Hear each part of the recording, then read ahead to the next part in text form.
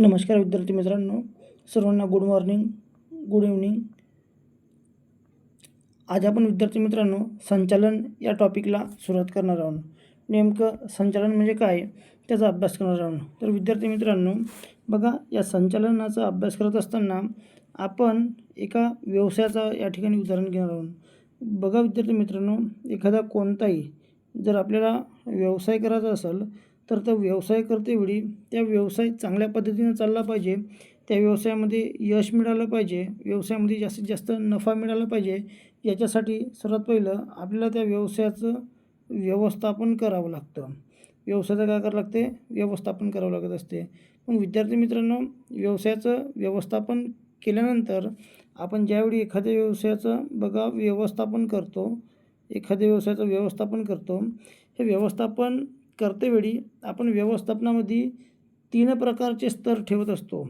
एक आहे उच्च स्तर, दुसरा आहे मध्यम स्तर आणि तिसरा आहे कनिष्ठ स्तर. बघा, या 3 स्तरावरून आपण कोणत्याही व्यवसायाचे निर्णय घेत असतो.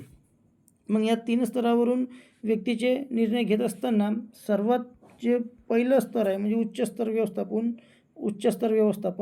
या उच्च स्तर व्यवस्थापनावरून आपण व्यवसायाचे अत्यंत महत्त्वाचे निर्णय घेत असतो आणि या महत्त्वाच्या निर्णयाला बाकी 2 ठिकाणाहून सहाय्य केले जात असते.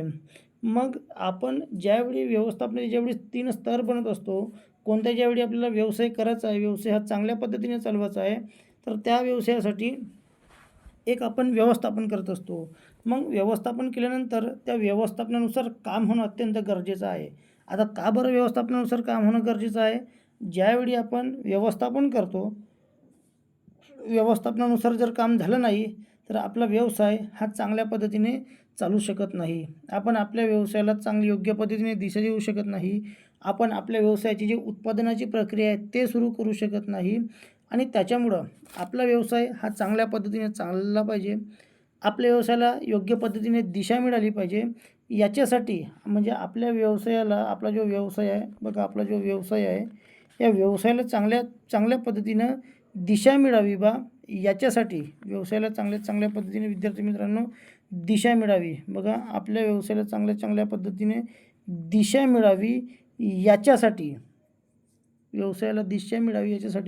आपल्या व्यवसायाचं संचालन करणं अत्यंत आवश्यक आहे. आता संचालन करायचं म्हणजे नेमकं काय करायचं? तर आपण आपल्या व्यवसायाच्या माध्यमातून जे काही कामगार वर्ग आहेत, जो आपल्या व्यवसायातला जो काही कामगार वर्ग आहे, या कामगार वर्गांना कोणतं काम करायचं आहे ते सांगणं, ते काम कधी करायचं आहे ते सांगणं, कामाचं योग्य पद्धतीने नियोजन करून देणं, ठीक आहे, कर्मचाऱ्याचं योग्य पद्धतीने वाटप करून देणं, हे सर्व प्रकारची कामं या संचालनाच्या माध्यमातून केली जात असते. म्हणजे एकंदरीत विद्यार्थी मित्रांनो, संचालन म्हणजे का? बघा, संचालन म्हणजे का? तर आपल्या व्यवसायाचं काम चांगल्या पद्धतीने झालं पाहिजे. याच्यासाठी जे काही कामगार लोक आहे, या कामगार लोकांना दिशा दाखवणे की बाबू तू हे वालं काम कर रे, बाबू तू ते वालं काम कर रे. व्यवसायातले कर्मचारी दिवसभर त्यांनी काम केलं पाहिजे, त्याने कुठल्याही प्रकारे कामामध्ये हयगय नाही केली पाहिजे. याच्यासाठी त्यांच्यावर योग्य पद्धतीने दिशा देणे, त्यांना लक्ष देणे, याला संचालन असे म्हणतात. नंतर आपण या संचालनाचे काही महत्त्व पाहणार आहोत की नेमकं संचालनाचे काय महत्त्व आहे नेमकं संचालन केल्याने आपल्या व्यवसायाला काय महत्त्व प्राप्त होत असते. तर बघा, एक जो व्यवस्थापनाच्या क्षेत्रामध्ये काम करणारा व्यक्ती आहे, तो व्यक्ती म्हणतो की जे संचालनाचं कार्य आहे, हे संचालनाचं कार्य हे प्रशासनाचे एक हृदय आहे. काय आहे? हृदय. म्हणजे माणसाच्या शरीरामध्ये हृदयाला जे स्थान आहे ते स्थान संचालनाचं व्यवसायामध्ये आहे. म्हणजे शरीरामध्ये जर हृदय नसेल तर आपण जिवंत राहू शकत नाही. तसंच एखादा व्यवसाय जर चालवायचा आहे आणि त्या व्यवसायामध्ये संचालन जर नसेल तर तो व्यवसायसुद्धा चांगल्या पद्धतीने चालू शकत नाही. आपण या संचालनाचे महत्त्व या ठिकाणी अभ्यासणार आहोत विद्यार्थी मित्रांनो. आता बघा, संचालनाचे महत्त्व अभ्यासत असताना पहिलं महत्त्व आपण या ठिकाणी पाहणार आहोत, तो म्हणजे कोणता? श्रमशक्तीचा पर्याप्त वापर. आता श्रमशक्तीचा पर्याप्त वापर म्हणजे का? नेमकी श्रमशक्ती म्हणजे का? तर आपल्या व्यवसायामध्ये काम करणारे जे काही कामगार वर्ग आहेत, व्यवसायामध्ये काम करणारे जे काही बघा कामगार वर्ग आहे, या कामगार वर्गाला आपण विद्यार्थी मित्रांनो या ठिकाणी श्रमशक्ती म्हणत असतो. म्हणजे समजा आपण आपल्या व्यवसायामध्ये असं एकही व्यक्ती लक्ष ठेवायला ठेवला नाही. म्हणजे समजा आपण काम ठरवून दिले आणि कामगारावर लक्ष ठेवण्यासाठी कोणत्याच व्यक्तीची नियुक्ती केली नाही. कर्मचाऱ्याला म्हणलं की बापू तुम्ही तुमच्या मतानंच काम करून घ्या रे. कामगार लोक व्यवसायामध्ये जातील, इकडं तिकडं मस्त फिरतील, कोणत्याही प्रकारचं काम करतील नाही, मालकाला सांगतील काम केलं जी आणि घरी येऊन जातील आणि मोफतचा पगार घेतील, व्यवसायामध्ये उत्पादन नाही करतील आणि याच्यामुळं आपला व्यवसाय नुकसानीमध्ये जाईल. मग असं नाही झालं पाहिजे. याच्यासाठी आपल्या व्यवसायामध्ये जे काही कामगार लोक आहे, म्हणजे जे काही श्रमशक्ती आहे, याचा चांगल्या पद्धतीने वापर करता आला पाहिजे. याचा पर्याप्त वापर करता आला पाहिजे. पर्याप्त वापर म्हणजे असा वापर की आपल्या व्यवसायाला जितकं आवश्यक आहे इतका वापर म्हणजे पर्याप्त वापर. हा पर्याप्त वापर जर आपल्याला करायचा असेल तर त्याच्यासाठी विद्यार्थी मित्रांनो संचालन करणं आवश्यक आहे. आता संचालन केल्यानं पर्याप्त वापर कसा होणार आहे?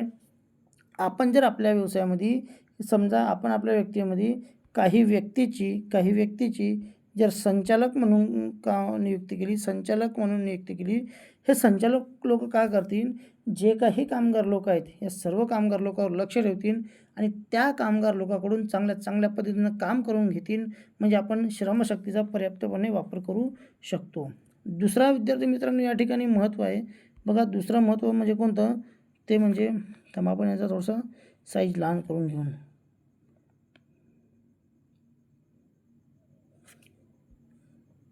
या ठिकाणी बघा विद्यार्थी मित्रांनो दुसरा आहे तो म्हणजे कोणता? संघटनात्मक बदल शक्य. आता संघटनात्मक बदल शक्य म्हणजे का?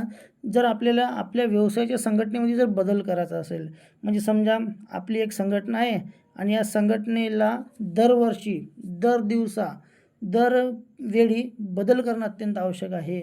जर आपण आपल्या व्यवसाय संघटनेमध्ये बदल केला नाही तर विद्यार्थी मित्रांनो आपला व्यवसाय हा नाहीसा होऊन जाईल. मग व्यवसायाच्या संघटनेमध्ये जर बदल करायचा आहे, व्यवसायाच्या संरचनेमध्ये जर बदल करायचा असेल तर त्याच्यासाठी आपल्या व्यवसायामध्ये संचालन असणं अत्यंत आवश्यक आहे. संचालन असणं का बरं आवश्यक आहे? कारण विद्यार्थी मित्रांनो हे जर व्यवसायाचं संचालन करणारा व्यक्ती असेल तर संचालन करणारा व्यक्ती आपल्या व्यवसायाची वेळोवेळी माहिती घेईल. आपल्या व्यवसायाची वेळोवेळी माहिती घेईल आणि त्याला समजेल की आपल्या व्यवसायामध्ये कोणत्या प्रकारचे बदल करणं अपेक्षित आहेत आणि त्या प्रकारचे तो बदल आपल्या व्यवसायामध्ये करू शकतो. समजा आपल्या व्यवसायामध्ये संचालनाचं कार्य केलंच नाही आणि दिवसेंदिवस जसा व्यवसाय आहे तसाच चालू दिला तर एक दिवस असा येईल तर आपल्याला आपला व्यवसाय हा बंद करावा लागेल आणि म्हणून व्यवसायामध्ये संचालनाचं कार्य असणं अत्यंत आवश्यक आहे. तिसरं महत्त्वाचं महत्त्व आहे विद्यार्थी मित्रांनो ते म्हणजे कोणतं? प्रत्यक्ष कार्य करण्यास सुलभ. आता बघा प्रत्यक्ष कार्य करण्यास सुलभ म्हणजे कसं? आपल्याला जर आपल्या व्यवसायामध्ये कुठल्याही प्रकारचं काम करून घ्यायचं आहे, बघा विद्यार्थी मित्रांनो आपल्याला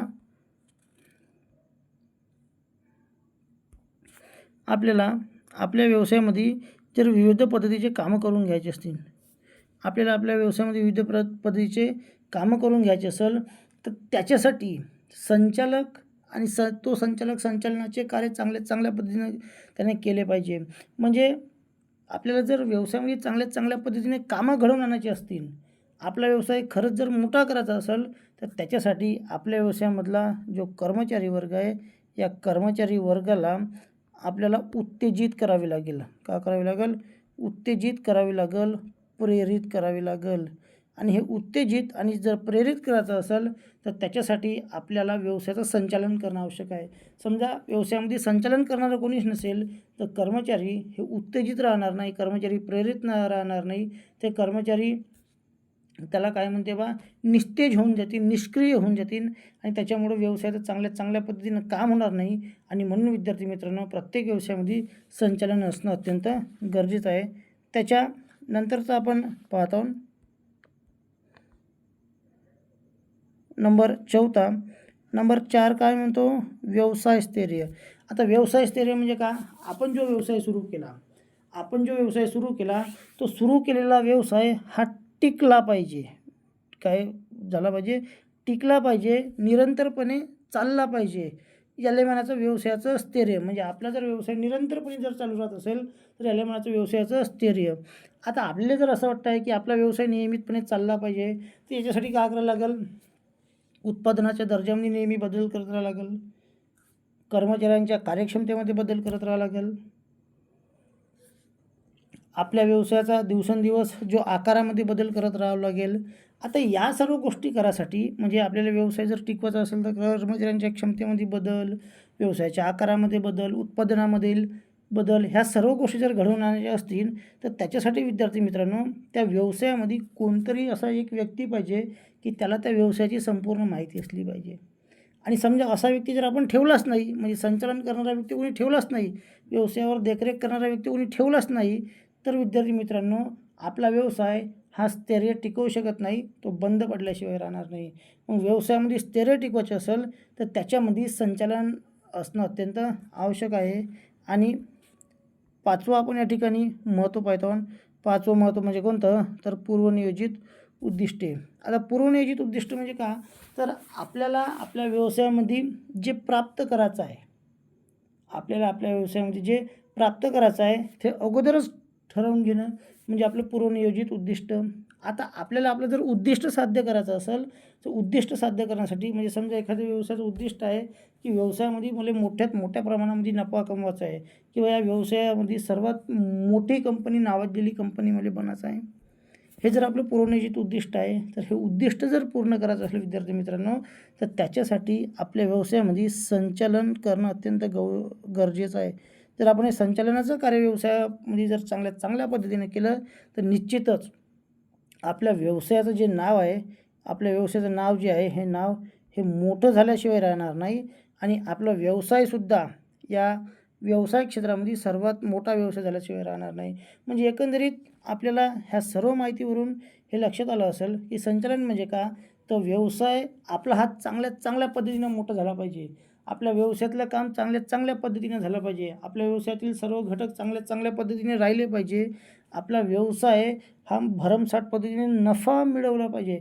ज्याच्यासाठी त्या व्यवसायावर देखरेख करणं, कामं वाटून देणं, जबाबदाऱ्या वाटून देणं आणि काम चांगल्या पद्धतीने झालं पाहिजे याच्यासाठी त्यावर लक्ष ठेवणं, या सर्व कामाचा विद्यार्थी मित्रांनो समावेश हा संचालनाच्या कार्यामध्ये होत असतो. व्हिडिओ आवडला असेल, व्हिडिओला लाईक करा, शेअर करा आणि सबस्क्राईबसुद्धा करा.